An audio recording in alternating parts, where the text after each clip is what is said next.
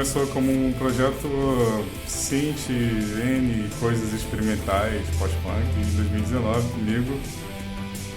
E a partir de 2022 ele tem um formato de banda, pelo menos um formato Power Trio, que é um formato que a gente considera um formato que funciona e que é bastante eficiente e bastante econômico. Mas sobre o projeto em si, a questão quântica, porque quem entende um pouco de mecânica quântica sabe que existe a coisa das possibilidades. Puxa um pouco pro lado esotérico? Puxa, porque tem essa coisa do esoterismo quântico. A gente não endossa, mas a gente também não despreza. É uma coisa que as pessoas lidam, existe. Enfim, é um gosto de pessoal, né? Assim, a gente não acredita não afetando a saúde de ninguém, nem envolvendo picaretagem, a gente não tem nada contra. O problema é quando acontece isso. Aí a questão quântica é assim, queria aí ter é questão com a polícia.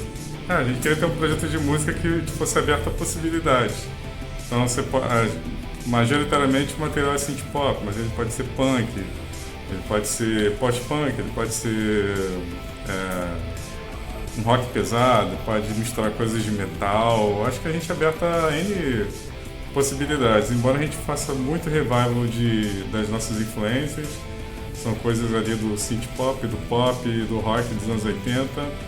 A gente não descarta a possibilidade de inovar, então pode ser que a gente, hoje não porque a matéria já é feita, mas material para o futuro, talvez a gente misture elementos, sei lá, você gostaria de misturar maracatu?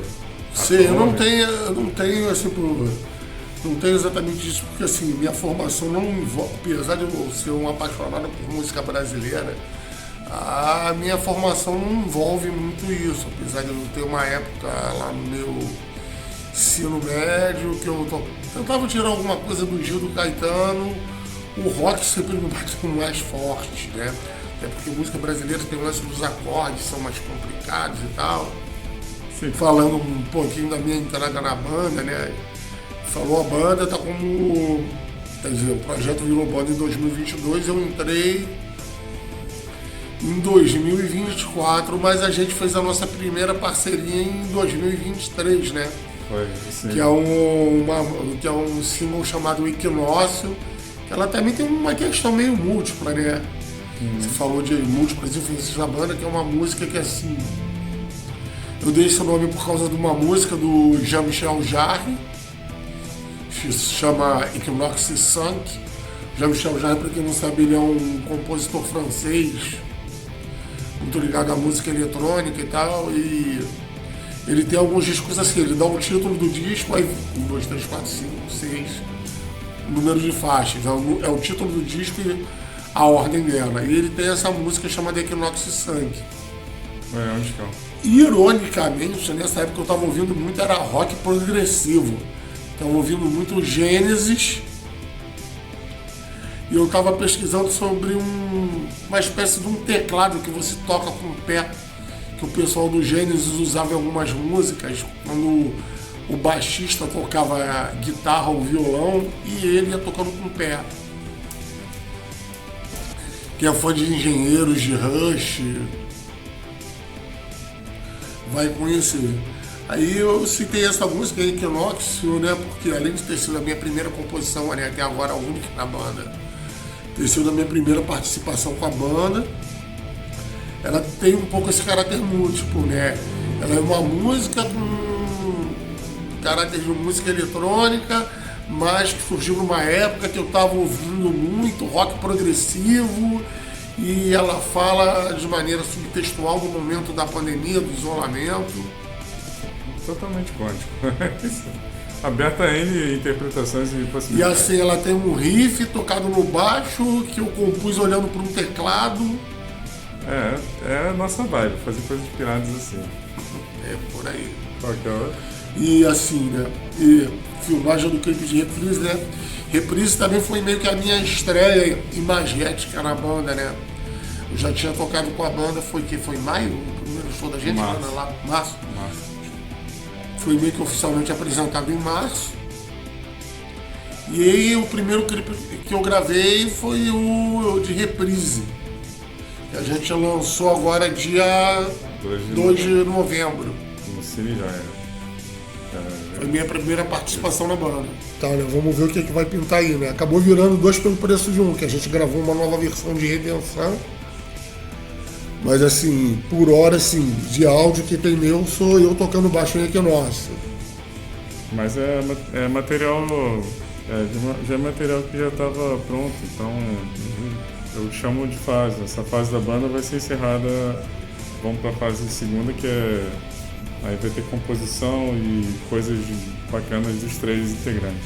Vamos dar um salto quântico agora. Exatamente. Vamos mudar de subnível eletrônico. Duplo carpado quântico.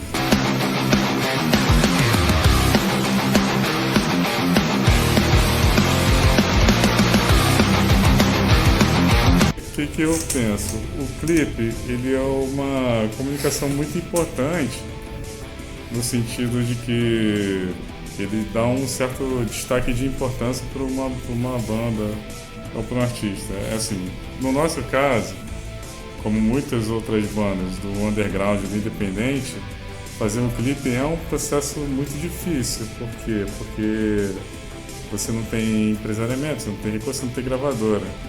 Então a gente é uma banda de fato autogerenciada, a gente conta com os nossos próprios recursos para poder produzir nossos turnês, fazer os shows, fazer as gravações, fazer os clipes, fazer tudo. É uma coisa muito onerosa, a gente tem prazer em fazer, mas é uma coisa muito onerosa, então ele te dá uma importância maior no sentido de divulgar o teu material, o teu trabalho, né? Então assim, fazer clipe pra gente tem essa importância de estar podendo mostrar um diferencial e botar um produto no mercado, por mais que a gente seja underground, eu acredito que bota um produto desse no mercado e vai aos pouquinhos promovendo, a gente consegue ter algum destaque, consegue trazer público. E é claro, assim, em relação à importância do clipe no sentido histórico, é uma revolução, né? Começou lá atrás com Beatles, o Michael Jackson revolucionou, todo mundo fez grandes... Tem clipe que é filme, tem clipe que é curta, tem clipe que é N coisas, né? Eu me amarro no clipe da Bjork. O clipe da Bjork é conceito puro, é um negócio fantástico.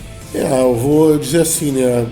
Assim, depois da revolução que a gente teve nos anos 80, né? Eu brinco falando que o Michael Jackson foi o Mozart da nossa época, né?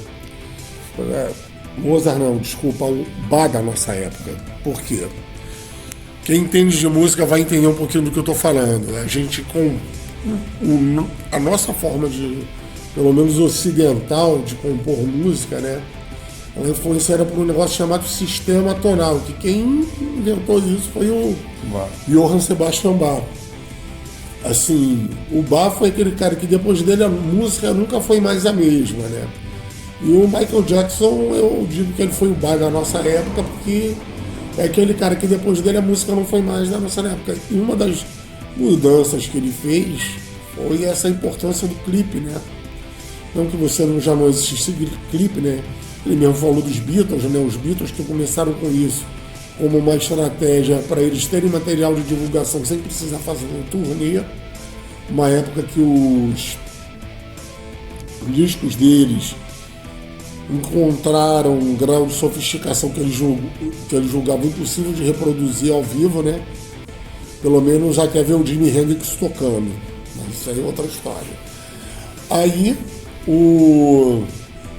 eles começaram com isso, né? E o Michael Jackson levou isso a outro patamar, né? Ainda lá atrás com o The Jacksons, né? Com aquele clipe dele, Can You Feel It? Foi até uma das ideias que eu tive também para Equinócio. Quando eu fiz o baixo, eu, caraca, isso tá parecendo Can You Feel It? Não sei se você lembra que eu te falei isso. Mas é por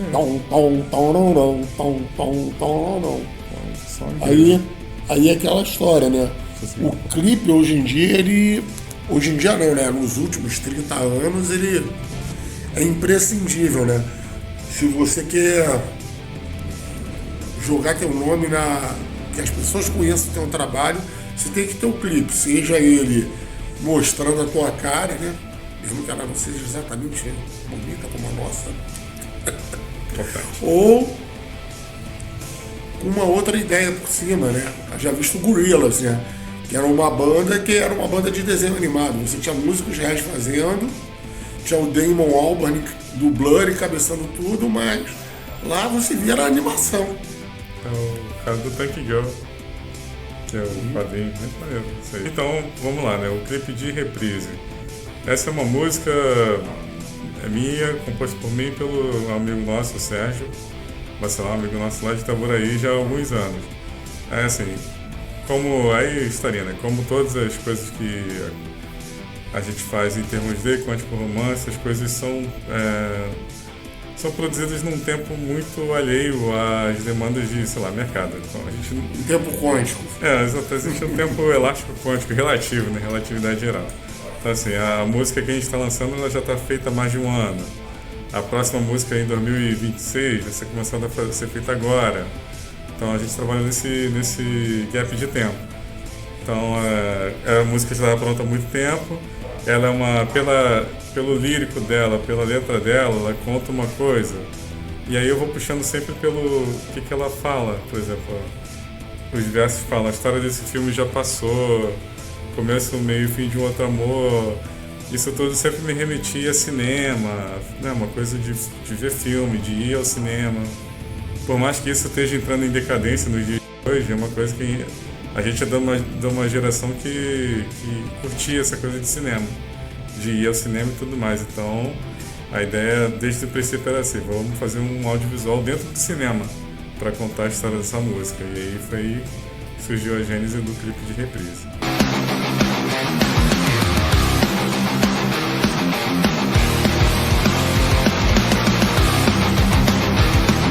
Primeiro que eu acho que no Brasil o Krautrock é uma coisa mais conhecida num segmento muito específico da galera do underground, do post-punk. Ele não é uma referência muito mainstream.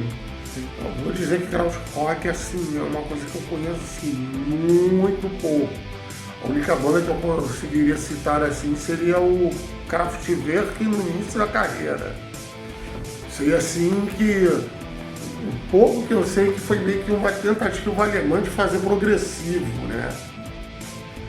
E acabou desembocando um pouco no eletrônico. Não sei se o Falco, né, que na verdade era austríaco, entraria talvez nessa galera. Eu imagino que a Alemanha passou por um momento de resgate de autoestima depois da Segunda Guerra Mundial. Então, a guerra acabou, sei lá, em 48, 50? 45, né? Então tem ali entra nos anos 50, anos 60, anos 70, eles tiveram que passar por N coisas de reconstrução e levantamento da autoestima do povo. Tem também o fato, né, que a Alemanha passou durante algumas décadas divididas, né? Você tinha a Alemanha Ocidental e Oriental. Sim. O Rammstein mesmo ele é da parte que era a Alemanha Oriental.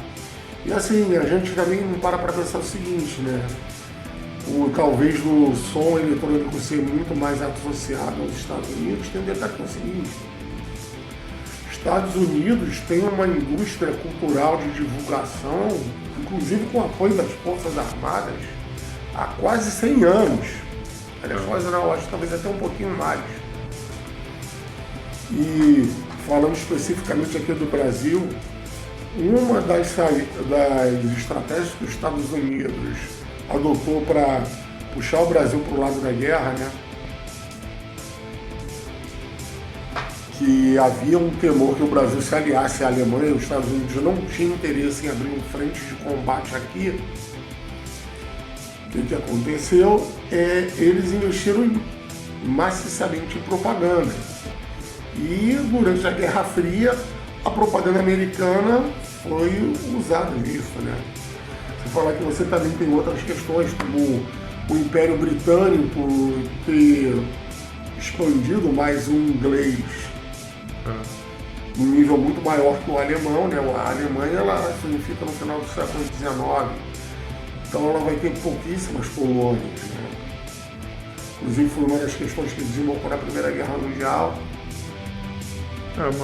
E se vocês estão achando que eu sou professor de história, sou. Mas, para ler a aula de história, assim, tem algumas questões, né, disso, né?